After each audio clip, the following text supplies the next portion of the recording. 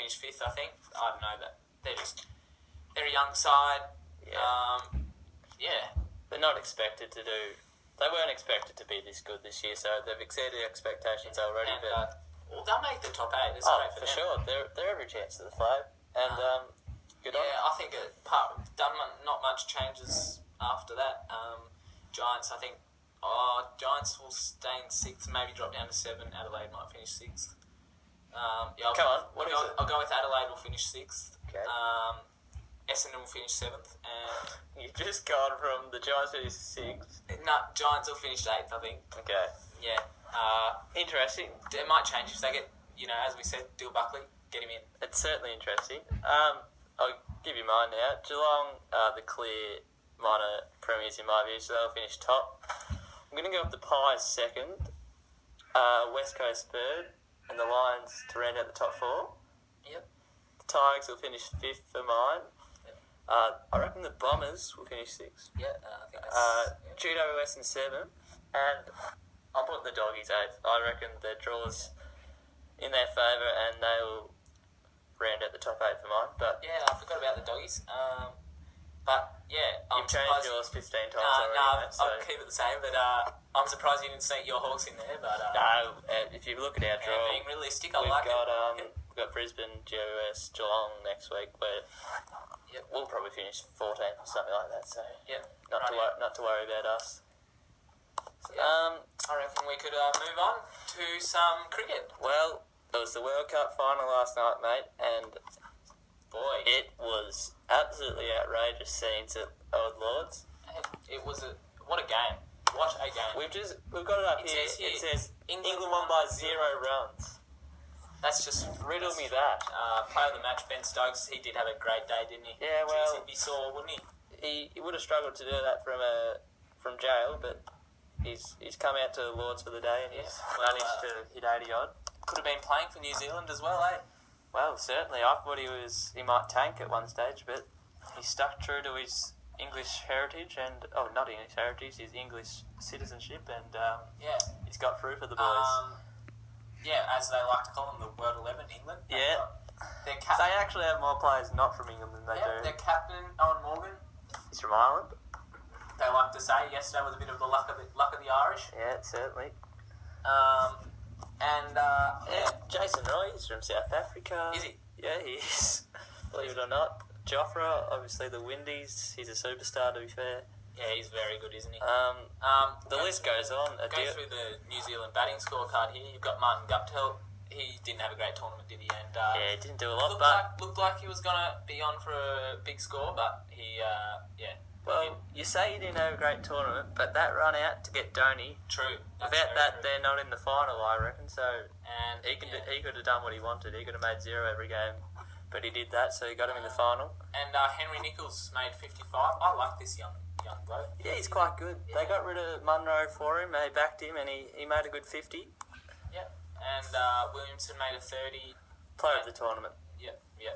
That's I like Kane Williamson. He's a very admirable fella. Absolute gentleman.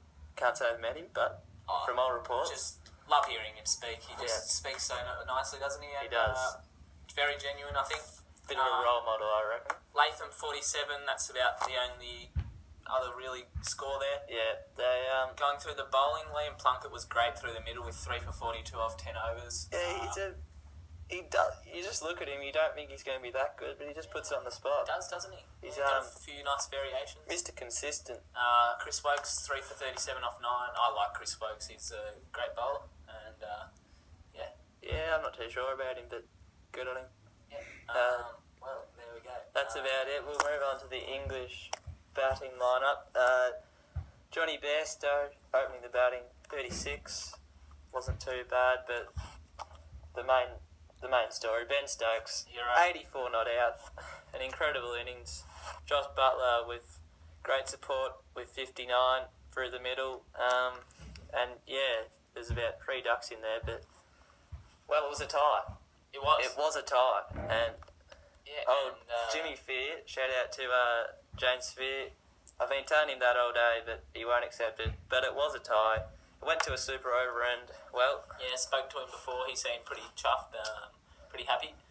But Yeah, the with super the bowling here, Lockie Ferguson 3 for 50 off 10. I really like Lockie Ferguson. He's got a nice mo too. It's very nice. How good is he? He's a fast bowler, wears a long sleeve with an incredible moustache. And black shoes. He's a superstar. I love him. Yep. But, that was about it. yeah. Nation, he 3 for 43 off 7. That's about it for the New Zealand bowling attack. Well, we'll go into the super over. So England batted first because they batted second in the original innings, and they made 15. 2 boundaries in there, and that was about it. Well, yeah, so 15, it was a good score. And then New Zealand... Look at that. New Zealand, 1 for 15. So you might be wondering, it's another tie, Ben. What's going on? Well, yeah. We'll get into what happened later. We've got a bit of a special segment coming up, but... Yep. England win because of hitting more boundaries for the innings. So I won't say too much about that, but we'll get to that later. But anyway, England are the world champions, whether you like it or not. And good on them, I suppose. But we'll see. I was definitely barracking for New Zealand, but can't do much about it. We'll see them. We weren't out there, so we can't change the result. Exactly right. We'll see them at Edgbaston in a few weeks for the first game of the Ashes. Where, look, we're probably not favourites, but we'll talk about that in a few weeks' time on the show, I'm sure. Yeah, and our tournament. Well, look, coming off the back of Sandpaper Gate, as they like to call it. I didn't have too high expectations for us. I mean, I just didn't think that we'd win it. I think we did quite well, to be fair. I mean, we're Australia, we expect to win World Cups. We won 5 already, but England at home should never have lost, and they didn't. Well, they had a tie, to be fair, but they won it. But yeah, so I think we did all right. We've won, what did we win? 7 out of the 9 group games, and then comprehensively... We had a great group stage, didn't we? We did, but comprehensively better in the semi-final by the Poms. But I think we did quite well. Warner was fantastic, a few centuries. Yeah, he was very good. He put all the booing behind him, and he just batted, and he seemed, I don't know, quite relaxed. He just seemed determined just to show everyone how good he is. I don't really like him in terms of what he's done to the reputation of Australian cricket, but boy, can he bat. Yeah, he can bat, and I like to see Australia doing well, and he's a big part of that. So certainly. Finchie, he had a great tournament too. He's a fantastic captain. I think that's what let us down in the semi. They had some big partnerships in the early stage of the tournament and throughout the tournament. Yeah. And our middle order, they weren't tested like they were in the semi-final. No, well, I mean, old Smithers, he batted well in the semi, but he didn't do a great deal during the tournament. He didn't, did he? I personally don't think he'll get back to where he was. No. He's still a great batsman. Oh, certainly, but I think the biggest positive that's come out of all this is Alex Carey. He's a gun. He's an absolute gun. He's very good. I really like him, and you saw he's very tough. Yep. From that, the courage to just keep going, do the job, and good on Alex. Shout out to him for his listening. Yeah, back over there in England, I think. So Australia, well, we lost in the semi-finals, quite disappointing, but we lost to the eventual champions. Yeah, so you can always say that you lost to the champs, and yeah, we've done alright. We'll move on from that. Move on to the Ashes. Yeah. And well, I've got the squad of, I think it's squad of 25. 25, I believe. Yep. We won't read them all out. We'll read out the big names. You've got your Cummins.